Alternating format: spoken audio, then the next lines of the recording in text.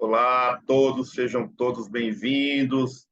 Bem, pessoal, estamos aqui com muita alegria para mais um vídeo do projeto Nas Pegadas de Paulo de Tarso. Esse projeto que tem como a sua base fundamental os estudos das escolas iniciáticas do passado.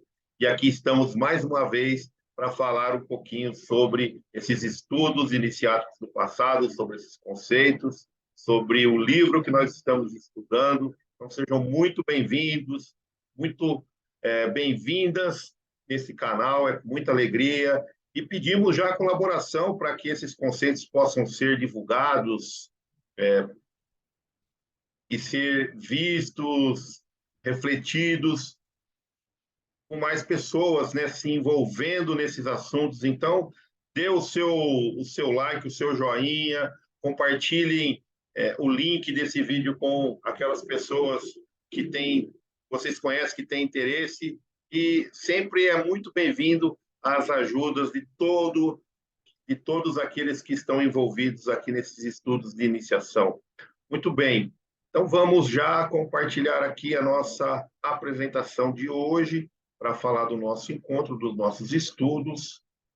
Estamos estudando aqui esse projeto de estudos iniciáticos, escolas iniciáticas do passado, e esse primeiro módulo que foi no ano de 22, nós estamos terminando, estamos quase no último vídeo aqui desse assunto das escolas iniciáticas do Antigo Egito, e o ano que vem teremos um novo assunto, abordaremos uma nova filosofia, uma nova civilização das antigas, a da antiguidade, essa civilização que também tem os seus conceitos iniciáticos, e estudaremos no módulo 2 esses conceitos. Mas hoje é o Antigo Egito, e logo mais traremos novidade a todos para que possam também acompanhar os estudos do módulo 2. Módulo 1, Egito Antigo. Então, sempre é importante para não perdermos de vista os objetivos de nós estarmos estudando, né? Os conceitos iniciáticos do Antigo Egito. Ter esses estudos em grupo para que as ideias fluam, aprendamos juntos, é muito importante, e em decorrência dos estudos em grupo, esse vídeo é elaborado. Trazer os conceitos iniciáticos à vivência prática, levar as ações práticas para a sociedade em forma de trabalho através do testemunho. Esses são os objetivos de nós estarmos estudando os conceitos iniciáticos das escolas iniciáticas do passado, da antiguidade. Muito bem. Aqui a agenda dos nossos encontros, né? Esse vídeo está relacionado ao encontro que realizamos no dia 13 do 11, o encontro 18. Estaremos estudando a segunda parte aí do livro A Tábua de Esmeralda. Lembrando que agora, no dia 11 do 12, será o nosso último encontro desse ano, desse módulo, e estaremos estudando a parte 2, né, no encontro 19, mais os apêndices do livro. Muito bom. Então, como sempre, trazemos aqui esse conceito, né, que o livro mesmo trouxe no seu início, conceito trazido por Albert Einstein, que diz: a coisa mais bonita que podemos experimentar é o mistério. Ele é a fonte de toda ciência, é a arte verdadeira. Aquele para quem a emoção é estranha, que não consegue mais se maravilhar por um momento e se envolver com o fascínio, é como morto.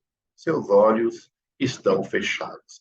Então, esse fascínio, esses mistérios das escolas ocultas, né, secretas, fechadas, né, herméticas, as escolas do passado, as escolas de mistérios, nós estamos tentando desvendar nesses estudos que estamos realizando. Novamente, sejam todos muito bem-vindos a mais esse vídeo. O livro ele vai trazer, nessa parte que estamos estudando, e vai falar um pouquinho sobre o sincretismo antigo na construção do Cristo. Então, quando nós começamos a estudar aqui a Tábua de Esmeralda, o autor do livro, ele traz toda a parte histórica, a parte documental, sempre apoiado com muitas referências para falar sobre esses conceitos herméticos. E depois, nessa segunda parte, ele vai falar sobre esse sincretismo, né? Essa mistura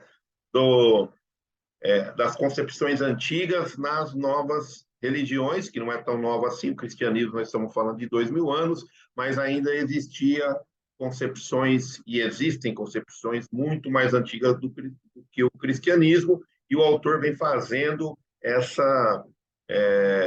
analogias, vem trazendo essas reflexões, né, de como que as religiões são construídas, e principalmente o cristianismo, como o Antigo Egito impactou o cristianismo de certa maneira, e a gente consegue ver aqui no livro muito sobre isso. Então, o autor vem trazendo que o escritor, né, Mircea Eliade, que escreve o livro A História das Religiões, ele traz que muitos das tradições, eles reclamavam, né, as tradições antigas reclamavam a paternidade celeste de um filho. Então, o Antigo Egito, ele possui, né, ele já possuía também essa concepção de trazer essa paternidade, né, o Tote, o Hermes, é filho do Deus único, do Deus uno, o único Deus, o Deus soberano, e, e ele traz também duas concepções do Antigo Egito, das tradições da existência após a morte, da existência da alma após a morte. Então, existia duas possibilidades, né, para as tradições do Antigo Egito. Você vivia sob a terra, que era viver no submundo, aonde um dos deuses muito conhecido, Anubis, né, que é aquele homem com a cabeça de chacal. Então, esse Anubis era aquele que cuidava dos portais do submundo, e também a concepção que essas tradições viviam no céu, né, na barca, entre as estrelas, o faraó, aqueles que desencarnavam, que morriam, eles iam na barca celestes e viviam entre as estrelas, dependendo como era o julgamento desse morto através dessas concepções que a gente vê. Uma coisa muito curiosa é que tudo isso, a gente vê muito relatado isso aí no livro dos egípcios dos mortos. Então, tem os papiros, né, papiro muito, muito antigo que foram descobertos, que vai trazer essas tradições e esses pensamentos aí da vivência de dois aspectos, e a gente vê que tem muita similaridade entre as religiões, principalmente a religião cristã, apoiado principalmente no protestantismo e no catolicismo, que vai falar sobre essas duas vertentes, né? Viver abaixo da terra, a gente poderia fazer analogia com o inferno, e viver no céu, nas estrelas, no reino celeste, que a gente conhece bem. O historiador romano Lívio, ele vem também falar um pouquinho desse sincretismo, né? Trazendo a história, o autor vem trazer a história da fundação de Roma. Então, a gente vê que quando Roma foi fundada, uns 700 anos antes de Cristo, aproximadamente, ali viveu, né, Rômulo, né? Lembrando sempre que eram dois irmãos, né? O Rômulo e o Remo.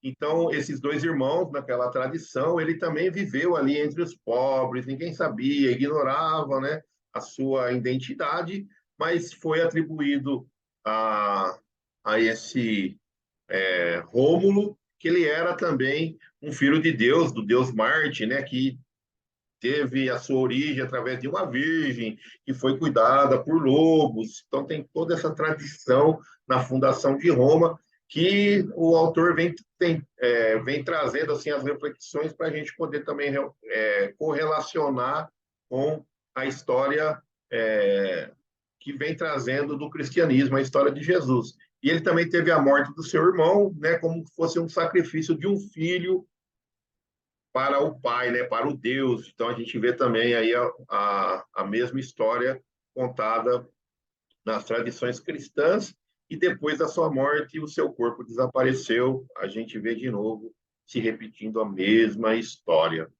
Ainda no sincretismo, a gente vê que vários elementos, né, do Cristo que está na Bíblia, do Cristo bíblico, a gente vai encontrar na antiguidade. Então, se a gente pegar um deus egípcio, Osíris, e o Dionísio, outro deus também ali das civilizações antigas, a gente vai ver que tem na sua história coisas que são remetidas à traição, a milagres, a transformação da água em vinho, e assim sucessivamente.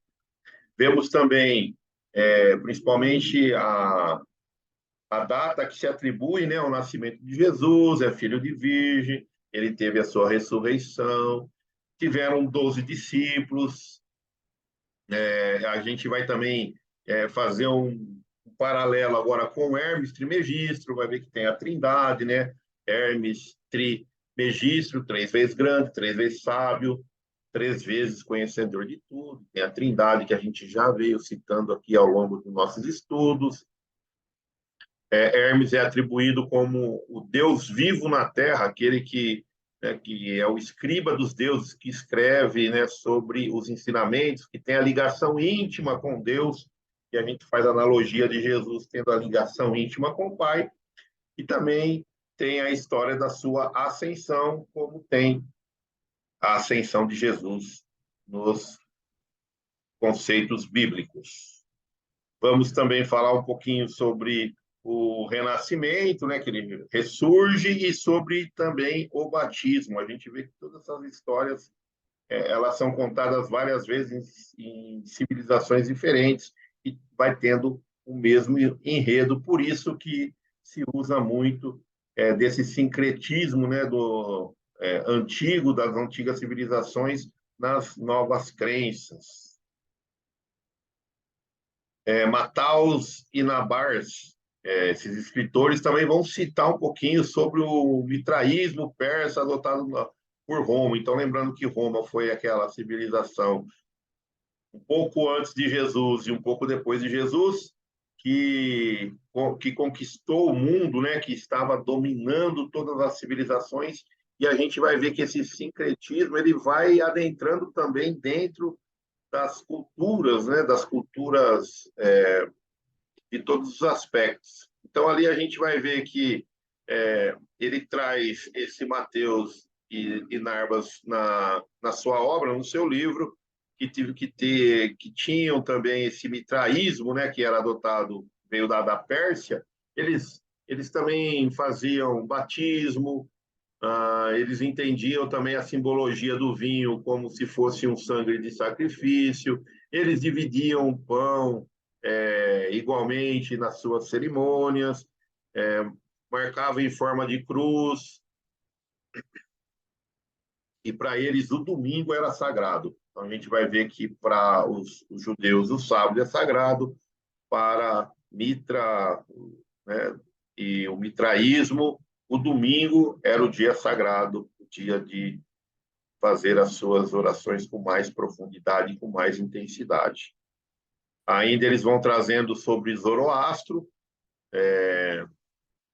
que lá tem também um conhecimento ou uma história ou um mito falando que a época de Zoroastro tinha um lago de Ramun, onde que, se as virgens se banhassem lá, a semente de Zoroastro ia estar ali preservadas, e elas seriam como se pegassem essa semente banhada no lago, e sendo aqueles que dariam também a consequência de filhos, né, que geraria um filho ali de Zoroastro, nessas virgens que se fosse banhar nesse lago. A gente vê que as histórias vão se misturando. E o autor aqui do livro ainda vai falar um pouquinho sobre o sincretismo antigo na construção do Cristo, fazendo uma analogia, uma comparação entre Ísis, essa deusa egípcia, e Maria de Nazaré, a mãe de Jesus, né? Então a gente percebe que no século I antes de Cristo, em Roma já adorava essa deusa, já adorava essas deusas, né, da egípcias, pelo sincretismo vem de certa forma trazida aqui para Roma, E aí a gente vê que ali tinha a tabuleta bembina de Ísis, que é uma tabuleta de bronze, onde estão descritos ali alguns preceitos de adoração dessa deusa, né? Que além de ser uma deusa egípcia, também vai fazendo um sincretismo em Roma e depois, pelo autor, também há um sincretismo da simbologia dessa Ísis como mãe, trazendo também a Maria de Nazaré. E aí a gente vê que o livro vem falar sobre essa data, 25 de dezembro, nós estamos próximos a essa data. Hoje nós sabemos já que essa data não é a data do nascimento de Jesus Cristo, pelo menos é o que nós estudamos na doutrina espírita, que eles colocaram essa data justamente porque já havia essas datas em comemoração de outros eventos, festivais, etc. E a gente vê aqui que 25 de dezembro, Hermes, Osíris, Horus, Adonis, né, se a gente for mudar, sai da Grécia, aliás, sai do Egito e entra para a Grécia, né? Dionísio, Prometeu, Zoroastro, Mitra, Krishna, Atis, Heracles. Então a gente vê que está tanto no Egito, na Grécia, na Roma, na Pérsia, em vários locais, até lá na Índia, né, no hinduísmo, a gente vê que tem essas tradições dessa data e justamente esse sincretismo vai pegando força e hoje, pela história, nós já sabemos que Jesus não nasce em 25 de dezembro e essa data foi colocada ali no, como uma data comemorativa para poder suprir algumas necessidades históricas de festivais, ou de festanças, ou de comemorações do antigo Império Romano.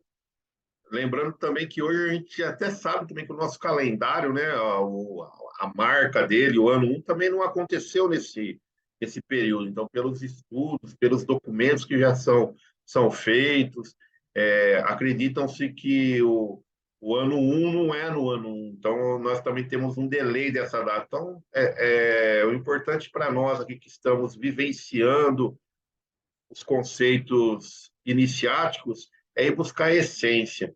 Muitas coisas se mudam, o autor traz aqui um sincretismo muito forte, tentando demonstrar que é um Cristo que muitas vezes nem existiu, mas nós que estamos estudando, nos aprofundando, sabemos que temos que ir na essência.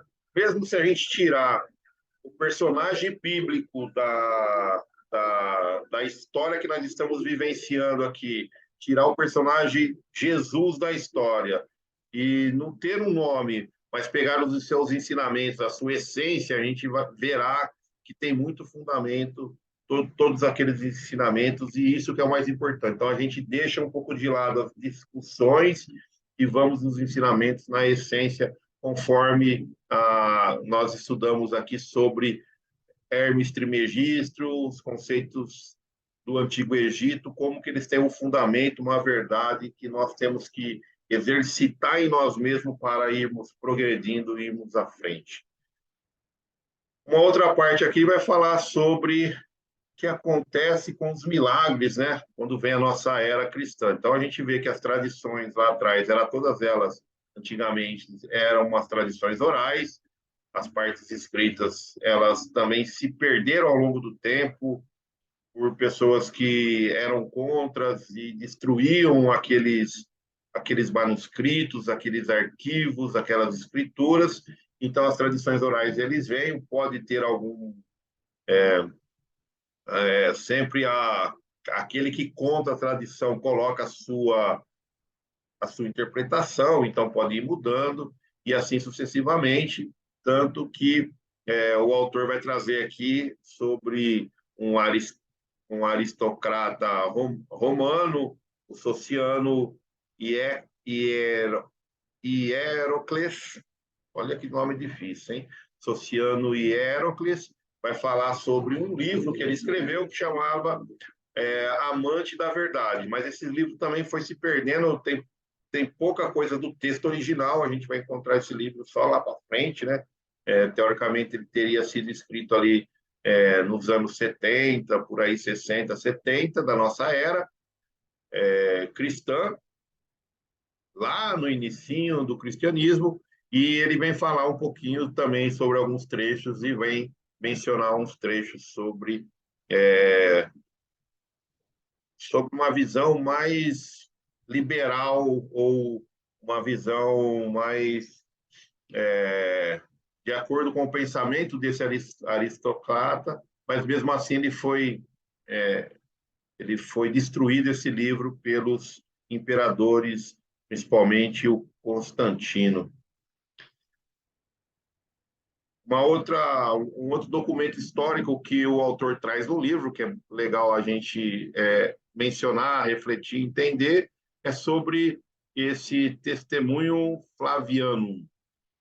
Para ele foi forjado. Então vai falar que Flávio Josefo, um grande historiador, né, principalmente dos livros e dos preceitos hebraicos, judeus, ele vai nesse seu testemunho flaviano, ele vai citar duas vezes, vai mencionar Jesus. Uma, a grande maioria considera forjada e a outra as pessoas consideram autênticas. Então, aqui também a gente já vai ter alguns desses relatos de Cristo por um historiador. Vamos falar sobre ele um pouco. E é muito interessante que eles se baseiam nesses relatos, às vezes por manipulação do próprio governo romano à época dos imperadores, no início do cristianismo. Muito bem, pessoal. Chegamos aqui, então, ao fim dos nossos estudos desses sincretismos. Na próxima, nós estudamos aqui, né, nesse encontro, nesse vídeo, o livro A Tábua Esmeralda, das páginas 57 a 72.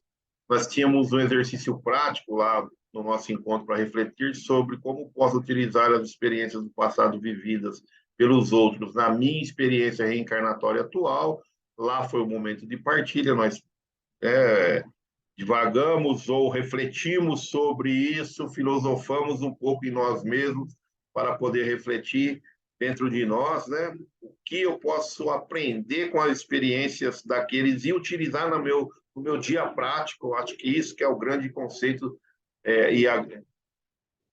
a grande essência dos estudos iniciáticos, né? Para a gente estudar, para deixar nossa cabeça maior, ter mais conceito, mas é para eu tentar me esforçar em colocar em prática esses conceitos iniciáticos no meu dia a dia, na minha vivência, na minha convivência. E esse momento nós fizemos isso em grupo quando estudamos.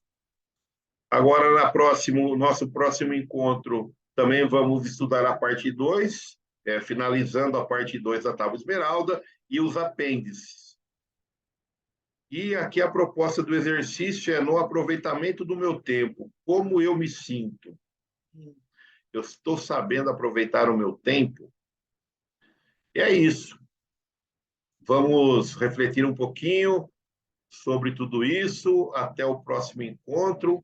Agradeço profundamente a participação de todos assistindo, participando dos grupos de estudo, ou apenas compartilhando o vídeo, vendo o vídeo e compartilhando, já ajuda muito a difundir esses conceitos, a difundir esses conhecimentos que são muito valiosos para os nossos dias de hoje, onde vivemos muito, muito imerso nas questões materiais e temos que ter um tempo para nossas questões espirituais. Meu beijo a todos, que Jesus sempre possa abençoar os nossos esforços e que todos nós possamos ficar na paz de Deus. Até o próximo vídeo, até o próximo encontro. Tchau, tchau, pessoal.